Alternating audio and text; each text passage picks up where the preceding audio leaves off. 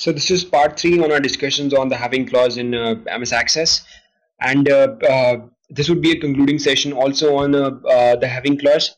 So the last thing which we need to discuss about the clause is that from a previous session we learned that we always need to use the function itself that we have used in the select clause in the having clause also to have any impact on our results. But we besides this, it's not a necessity that we need to use the function itself, but we can also use other methods, like since we have a designation variable also coming up in our select query and which will eventually turn up in our output result also, we could have simply written, say, designation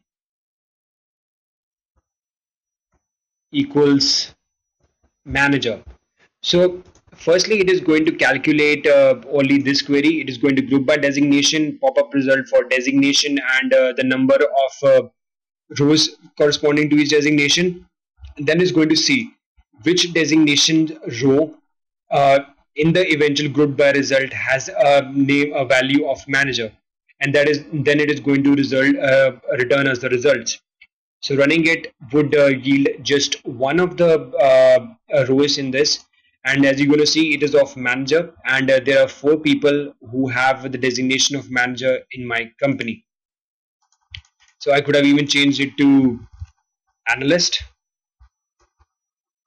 So running it would give me a result for analyst. There's one more thing that you need to notice in the whole situation is that these when you use these comparative values in your SQL clauses, these values that you put inside the inverted commas are not case sensitive. So I could have written, say,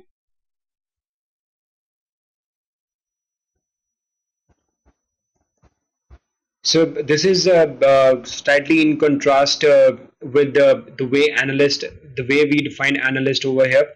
So we saw that we wrote analyst in a proper case, but although I'm writing it in a very improper case, still this query is going to run. So you're going to see it is going to give me a result of analyst again. So another takeaway from this session is that the words that you put inside these inverted commas are not case sensitive when it comes to using them in an equal to statement, or using them anywhere else which involves a comparison. So, but this was all about using the having clauses in SQL in MS Access. Thank you for watching.